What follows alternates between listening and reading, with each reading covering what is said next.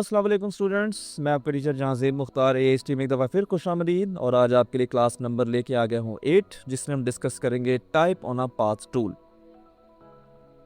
हमने कल डिटेल में डिस्कस किया कि एरिया टाइप टूल का क्या बेनिफिट हो सकता है। ठीक है, एक एरिया टाइप टूल से आप काफ़ी अच्छी हाई लेवल की एक प्रिंट डिज़ाइनिंग कर सकते हैं। अच्छा, इसको कॉमिक बुक तक बेसिक ना रखिएगा, इस एरिया टाइप से आप बाकायदा मैगजीन में डिज़ाइन कर सकते हैं। आपको पता है मैगजीन आपका हमेशा कॉलम्स की सूरत में होता है, कॉलम भी बनाना आपने सीख ली है।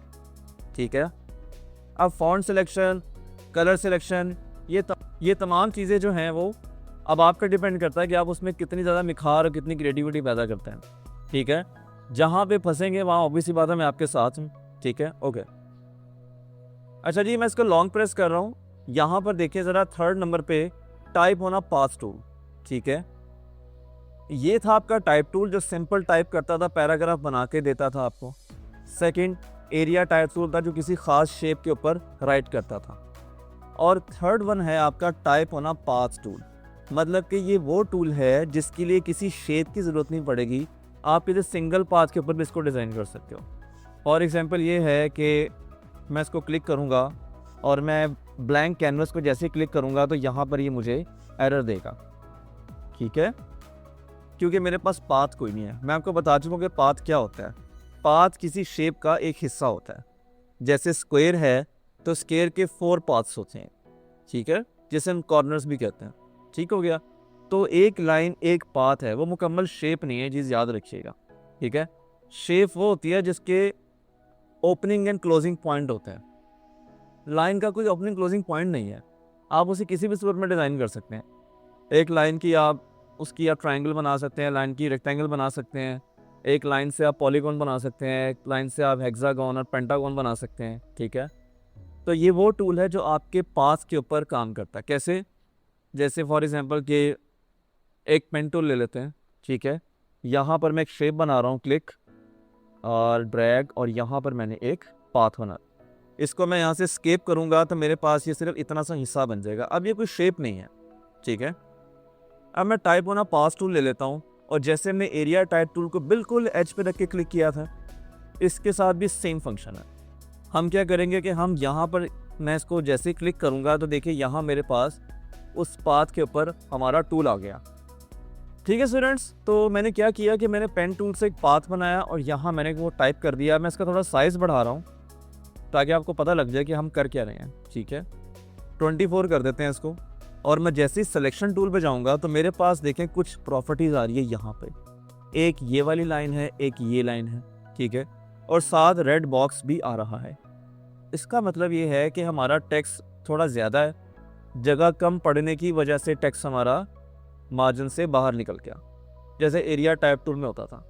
आप ज़रा गौर से देखें कि ये कहलाते हैं हमारे टर्मिनल्स और ये कहलाती है कंट्रोलिंग लाइन। इन टर्मिनल से आप अपने टेक्स्ट को मूव कर सकते हो। मैं इसको क्लिक करके ड्रैग करूंगा तो देखिए मैं अपने टेक्स्ट को मूव करके सेंटर में लेकर आ रहा हूं, तो आपका टेक्स्ट कुछ इस तरह से हो जाएगा। लेकिन ये है डाउन की तरफ। मैं चाह रहा हूँ ये पाथ के अपर लेवल पे आ जाए। उसके लिए काम करेगी आपकी ये वाली कंट्रोलिंग लाइन। अच्छा, एक चीज़ गौर करें, अक्सर स्टूडेंट गलती करते हैं कि उनसे ये लाइन ना सेलेक्ट नहीं होती, क्योंकि बड़ी बारीक होती है, बड़ी नैरो होती है। इसको सेलेक्ट करने का तरीका ये होता है कि जैसे ही आप यहाँ माउस रखेंगे एक छोटा सा एरो नीचे नज़र आएगा। आप नज़र आ रहा है? मैं माउस हटाता हूँ तो कोई एरो नहीं है, लेकिन जैसे इस लाइन पे मैं माउस रखूँगा कर्सर, ये एरो जब आएगा तो तब आप इसको सेलेक्ट कर सकते हैं। अगर आप ज़रा सा भी इधर हो जाएंगे तो आपका सिलेक्ट ये नहीं होगा और आपको ये तंग करना शुरू कर देगा। ठीक है, दोबारा सिलेक्शन टूल पे आ जाएं, इसको क्लिक करें और ये प्रॉपर्टीज़ आपकी वापस आ जाएंगी। सेम इसी तरह आप टर्मिनल्स को भी कंट्रोल करेंगे। जैसे ही आप माउस कर्सर रखेंगे तो आपको एक छोटा सा एरो बना के दे रहा होगा, ये आपका राइट एरो होगा और ये आपका लेफ्ट वाला टर्मिनल है। ठीक है जी, यहाँ पर क्लियर। अब मैं इस कंट्रोलिंग लाइन को अगर क्लिक करके ऊपर की तरफ ड्रैग करूंगा तो मेरा टेक्स्ट ऊपर की तरफ चला जाएगा। ये देखिए, मैं इसी कंट्रोलिंग से क्लिक और ड्रैग करके इसको मूव भी कर रहा हूँ। ठीक है जी, ये इसका राइट टर्मिनल है और ये इसका लेफ्ट टर्मिनल है। एक चीज़ ज़हन में रखिएगा कि आप जब भी टाइप ऑन पाथ टूल करेंगे, इसको कंट्रोल करना मुश्किल होता है। ठीक है, आपने करना ये है कि आपने इसके दोनों टर्मिनल्स बिल्कुल इसके एज पे रखने हैं। ताकि इसको मूव करना आसान हो, वरना ये आपे से बाहर निकल जाता है और पता नहीं शेप में कहाँ कहाँ घूमने लग जाता है। ठीक है, साल के तौर पर चले मैं एक शेप भी बना देता हूँ। ठीक है, इसको मैं यहाँ से डिलीट कर रहा हूँ। यहाँ पर मैं एक सर्कल ले रहा हूँ जिसको एलिप्स भी कहते हैं। शिफ्ट के साथ इसको मैं प्रेस कर देता हूँ। ठीक है, टाइप होना पास टूल लेंगे और बिल्कुल शेप के एज पे लाकर जैसे ही आप माउस को सिंगल क्लिक करेंगे तो आपके पास वही डमी टेक्स्ट आ जाएगा लॉरेम इप्सन का, जो आपके पास हमेशा आता है। यहाँ पे आप लिख दें फॉर एग्जाम्पल जहांजेब मुख्तार। ठीक है, फाइन। अच्छा, अब गौर करें कि जैसे ही आपने टाइप ऑन पाथ टूल पे क्लिक किया, जो आपकी शेप का जो कलर था वो ये खा गया, जैसे एरिया टाइप टूल करता था। अगर हम चाहते हैं कि हमारी शेप भी कलर्ड रहे तो हम क्या करेंगे, control C control F, well done. ठीक है, हम वही कानून दोबारा रिपीट करेंगे। मिसाल के तौर पर मैं इसको कंट्रोल जी कर देता हूँ। ठीक है, मैं इसको कंट्रोल सी कर देता हूँ और कंट्रोल एफ कर देता हूँ। ठीक है, अब टाइप ऑन पाथ टूल पर जैसे ही मैं क्लिक करूँगा तो मेरी शेप का कलर भी वहीं पे, क्योंकि एक ये खा गया और एक कॉपी मेरी बकाया रह गई। बात समझ में आ रही है? अब टाइप ऑन पाथ टूल से आप क्या कर सकते हैं, फॉर एग्जांपल मैं यहाँ तक क्लियर है, सबको कर लेंगे इधर तक। ठीक है, अच्छा मुझे एक पाथ पे ज़रा टाइप तो करके दिखाएं। Okay student, type on path tool से कुछ प्रैक्टिकल चीज़ बनाते हैं। आई ऑल्सो आप इससे बेहतर बना सकते हैं चीज़ें।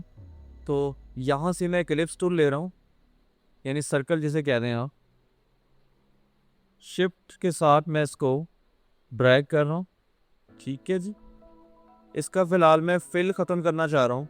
मैं यहाँ से क्रॉस भी कर सकता हूँ, लेकिन मेरे फिल और स्ट्रोक के ऊपर यहाँ देखिए छोटा सा एक कर्वी एरो बना हुआ है।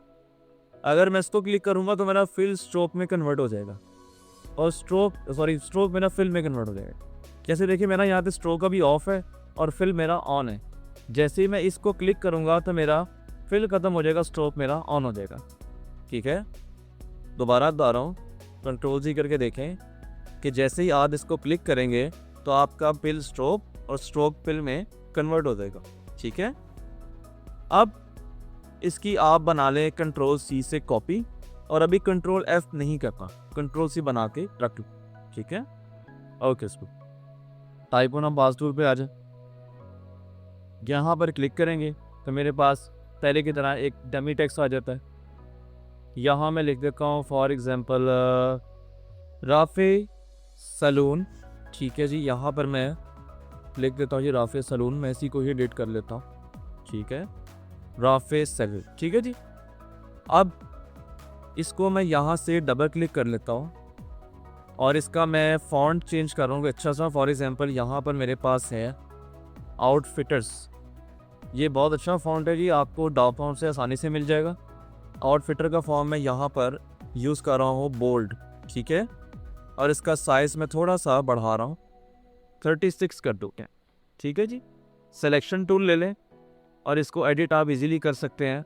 जैसे ये देखें मेरी एक कंट्रोलिंग लाइन बिल्कुल एंड पे गई है, इसको तो पहले मैं उठाकर ये इसके साथ मूव हो रहा है। इसका क्या तरीका है कि मैं ये जो दो टर्मिनल्स हैं लेफ़्ट और राइट बिल्कुल आपस में मर्ज हुए हैं, इनको मुझे सेपरेट करना है। तो पहले आप इसको जूम कर लेंगे, कंट्रोल प्लस से जूम कर लेंगे, या आप यहाँ से मैग्नीफायर से भी जूम कर सकते हो। ठीक है, ये जो बाहर वाला टर्मिनल है इसको मैं क्लिक करके ड्रैग करके बिल्कुल इसके जहाँ एच पे ला कर रख दूँगा, ताकि मेरी जो कंट्रोलिंग लाइन है वो बिल्कुल सेंटर में आ जाए। अब इसको मैं अपनी मर्ज़ी से जहाँ भी चाहे मूव कर सकता हूँ। वो तरीका मैंने बता दिया कि अगर आप जैसे ही माउस कर्सर रखेंगे आपको एक स्मॉल एरो नज़र आएगा, यहाँ पर भी और यहाँ पर। ठीक है, मैं इसको और थोड़ा क्लोज कर चुका हूँ ताकि आपको डीपी नज़र आ जाए कि हम असल में कर क्या। ये देखिए आपको छोटा सा एक कर्सर के नीचे एरो नज़र आएगा अंडरलाइन वो। ठीक है, ये बताता है कि आपका भी कंट्रोल एंड सिलेक्ट है। अब इसको जैसे मर्जी आप एडिट कर सकते हैं अपनी मर्जी से। ठीक है, तो यहाँ से कंट्रोल माइनस से मैं इसको छोटा कर रहा हूँ। अब आप यहाँ पर हमने जो शेप की कॉपी ली थी शुरू में, उसको आप कंट्रोल ऐप कर देंगे, बिल्कुल एग्जैक्ट इसके नीचे आ जाए। ठीक है, अब क्या करना है मुझे, अब इसको ये बिल्कुल सर्कल के ऊपर है, मुझे थोड़ा सा इसको ऊपर को उठाना है, थोड़ा नीचे गैप क्रिएट का। उसके लिए मैं क्या करूँगा, बहुत आसान है, आप यहाँ से विंडोज़ में जाएं, और टाइप में आ जाएं, ठीक है। टाइप में आकर यहाँ पर आ जाएं करेक्टर पे, ठीक है। करेक्टर पे आ जाएं, ये आपके करेक्टर पैनल आ गया। मुझे थोड़े चाहिए इसके एडवांस ऑप्शंस, ठीक है। मिसाल के तौर पर कि आप पहले विंडोज़ में चले जाएं और विंडोज़ में जाने के बाद वर्क स्पेस यहाँ से कर दें टाइपोग्राफी पे। इससे आके बाद टाइपोग्राफी के एडवांस टूल ओपन हो जाएंगे। मैं जैसे इसको क्लिक करूँगा तो मेरे पास देखें कुछ एडवांस ऑप्शन यहाँ पर अब मौजूद है। पहले सिर्फ यहाँ तक थे, अब मेरे पास ये 4 और ओपन हो, ठीक है। अब यहाँ मेरे पास ये वाला एक ऑप्शन है, ये वाला, ठीक है, बेस लाइन। मुझे थोड़ा बेस लाइन को ऊपर को उठाना है, तो मैं टेक्स्ट मेरा सिलेक्टेड है, तो जैसे मैं बेस लाइन को थोड़ा सा बढ़ाऊंगा तो देखिए मेरा टेक्स्ट थोड़ा सा ऊपर की तरफ जा रहा है। बात समझ आ रही? डन। यहाँ तक करें ज़रा। अगला काम काफ़ी आसान है आपका, ठीक है। पिक्चर मैंने यहाँ कंट्रोल ऐप कर दी। अब आपने करना ये है कि अब आप बेशक विंडो से वर्क स्पेस में आके एसेंशियल क्लासिक पे वापस जा सकते हैं, ताकि हमारे पास उसके सारे बेसिक टूल्स पूरे आ, ठीक है। अब हमने करना क्या है, ज़रा गौर से देखिएगा। मैं सिलेक्शन टूल ले रहा हूँ और इन दोनों को मैं सिलेक्ट कर लेता हूँ, टेक्स्ट को भी और इस शेप को भी जो मैंने यहाँ पेस्ट की, ठीक है। ये मेरे पास है रेजर टूल। रेजर टूल को लॉन्ग प्रेस करेंगे तो यहाँ मेरे पास है सीजर जो काटती है शेप, ठीक है।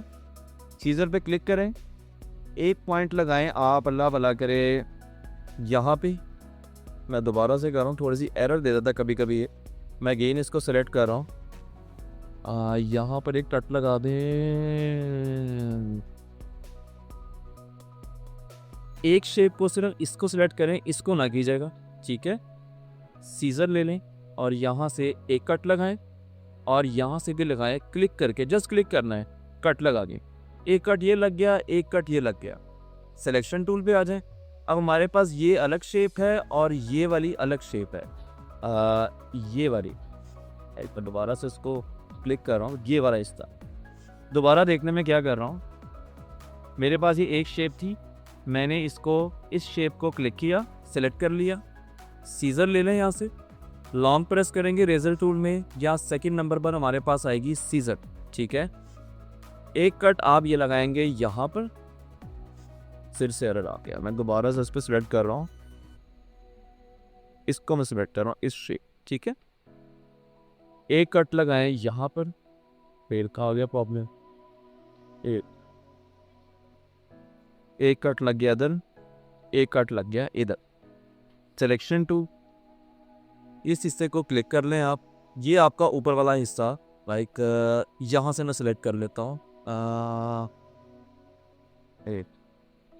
ओके, ये हिस्सा सिलेक्ट कर लीजिए और इसको आप कर दें बैक स्पेस या डिलीट, ठीक है। यहाँ से मैं इसको डिलीट कर देता हूँ। ये मेरा हिस्सा इतना कट गया, ठीक है। थोड़ा सा देखिए मेरी अलाइनमेंट ज़रा ख़राब होगी क्योंकि मैंने सही काटा नहीं। इसको आप यहाँ थोड़ा सा रोटेट करके इसको एडजस्ट कर सकते हैं, ठीक है जी। अब आपने अगला काम क्या करना है कि इसका मैं स्ट्रोक बढ़ाना चाह रहा हूँ। ये रहा आपका स्ट्रोक। सिलेक्शन टूल पे आएंगे, आपको सारी प्रॉपर्टीज़ में यहाँ पर मिलेगा एक स्ट्रोक। इसको क्लिक करके मैं यहाँ पर इसको 9 पे ले जाता हूँ। चले मैं इसको यहाँ से 14 पे ले गया, ठीक है। 14 पे ले जाके स्ट्रोक के साथ आके कुछ यूनिकॉर्न्स दिए मैं, इनको क्लिक करके मैं इस प्रॉपर्टी पे आ जाऊँगा तो ये कुछ इस तरह से हो जाए, ठीक है। और सेंटर में मुझे ऑब्वियसली बात है रात से लूँगा कोई एक एब्रीवेटेड वर्ड बनाना है, तो मैं क्या करूँगा, यहाँ पर ही मैं लॉन्ग प्रेस करके टाइप टूल पे आऊँगा और यहाँ पर क्लिक करके मैं लिख दूँगा यहाँ पर RF, ठीक है। सिलेक्शन टूल लें और इसको आप शिफ्ट से बड़ा कर दें, ठीक है। यहाँ पे आप चाहें तो इसका फॉन्ट कोई डेकोरेटिव रख सकते हैं अपनी मर्ज़ी का, जो आपको अच्छा लग रहा हो। फॉर एग्जांपल मैं यहाँ पर ये वाला कर देता हूँ, ये बहुत ही बड़ा हो गया और इसका साइज़ में यहाँ से क्या छोटा 48 कर दें जी, ठीक है। और यहाँ पर मैं थोड़ा सा इसको शिफ्ट के साथ में बढ़ा गया था। ओके फाइन, आर को सिलेक्ट कर लें। Okay, I think design is okay, तो इसको थोड़ा सा कर दें यहाँ पे सेंटर में ला के और इसका साइज़ कर दें छोटा। तो आई थिंक से ये छोटा सा आपका जो है ना वो एक लोगो टाइप बन गया। बड़ा एक सिंपल किस्म का हमने एक लोगो बनाया। तो आज की क्लास में फ़िलहाल इतना ही, और अगली क्लास में इंशाल्लाह फिर मुलाकात होगी एक नए टूल के साथ। तब तक के लिए अपना ख्याल रखिएगा। अल्लाह हाफ़िज़।